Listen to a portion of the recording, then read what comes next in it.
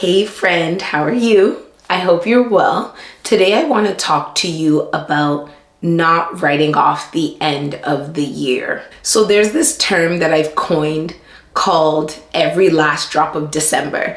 I want to wring out every last drop of what this year has for me, and I feel like December is when I need to do that because that is usually the time when I start to just write off the year. If I'm being honest, it probably starts a lot earlier than that.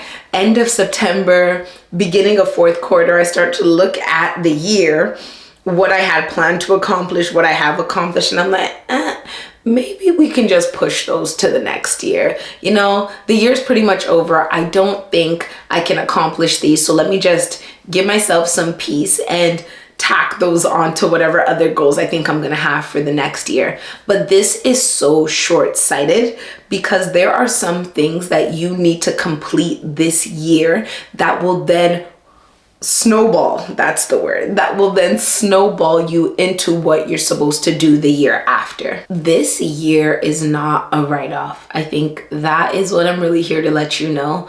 Yes, you may have not accomplished the things you thought you would from the beginning of the year. Yes, things didn't go as planned. Yes, there were some bumps in the road, and still the year's not over. Do not write it off.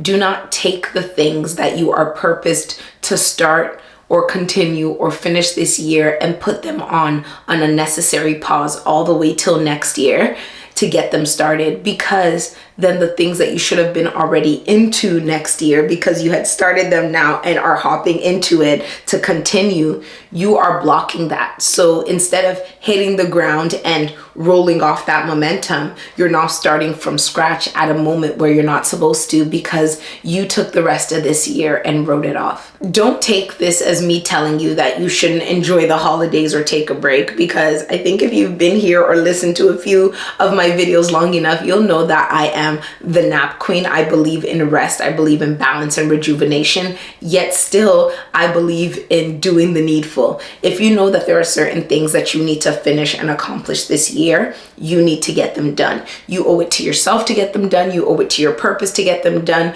You owe it to the momentum that you're supposed to build to get these things done. I know that a lot of people are like, we'll just leave it to next year, but we are not a lot of people, because we do not want the average results. We want the results that are going to change our life, and that requires a level of work that maybe the average person is not willing to do. So every last drop of December,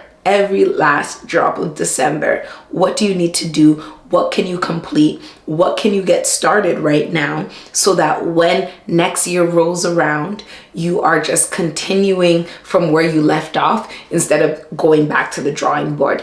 It's a smoother, less stressful, less pressure-filled transition. And I think it also really helps us to be able to keep consistent. For me, when I have these first of the year, New Year's resolution goals that are so, I'm gonna do something completely different from anything I've ever done before. I'm gonna start a habit that I've never built before.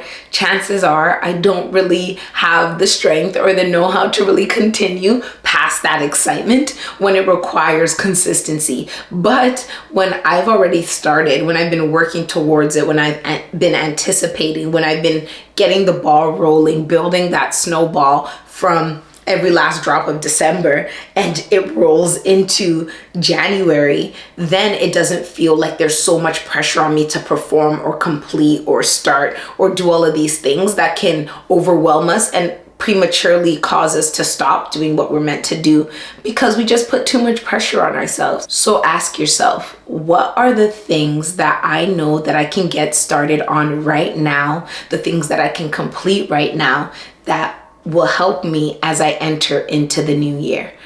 What are the things that will not overwhelm me, but I know are necessary? The things that keep popping into my head, but I keep ignoring, listen to them because they are telling you something that you need to pay attention to and get started. This year is not over. It's not over. Don't write it off. Don't waste it because you'll regret it. And I don't want you to have unnecessary regrets because we look at things the way the mass society looks at things, right? People are like, it's the end of the year. I'll leave that till next year. I'll leave that till next year. No, we want it now. We have the ability now. We have the capacity now. So therefore, we are going to do it now. Every last drop also doesn't just apply to December. If there are goals you have, intentions that you have fallen off of, do not push your start date so far ahead when you can start again today. If your goal is to work out 5 days a week and it's already Wednesday and you haven't worked out and you're like, there's only 4 days left in the week, do 4. Do 4. Don't say, I'm going to push it all the way till next week. What can you get in right now, even if it's not what you had initially intentioned, that can keep you on pace with the necessary momentum to achieve your goals? And whatever that is, do it. Do it, friend. Like, trust me, it's for the best. I used to be that person who would be like, oh, I was supposed to get this done today, but since I didn't get it done in the morning when I had intentioned it for the morning, and now it's the afternoon and it wasn't an afternoon vibe for me, so I guess I'm gonna push it until 2 days later. No, you have to be rigid with your purpose, but loose with the paths that it can take you to get there. You know, there are things that we intention to look a certain way, to come about a certain way, to feel a certain way. And when they don't, it can knock us off our balance because we're so fixated on how this must come to pass. But no, I want it to come to pass, period. So if this is what I thought it would be like and life, God is sending me in another path, I need to be open to the many different ways that it can manifest so that I don't get rigid and end up blocking my own blessing because I have decided that it has to go like this and any other way I'm against it. So get every last drop. If you've fallen off, this is your sign to fall back on. Do not wait until next week. Do not wait until next year. Do not wait until next month. What can you do right now that can get you back on track to your goal while you figure out a way to get consistent so that you can actually just stick to your word and not have to fall off and fall back on? But at the end of the day, I want you to just continue to be kind to yourself as you fall off and fall back on. We're all human. And I want you to remember that you're a work in progress and you're making progress. And I will talk to you again soon. Bye.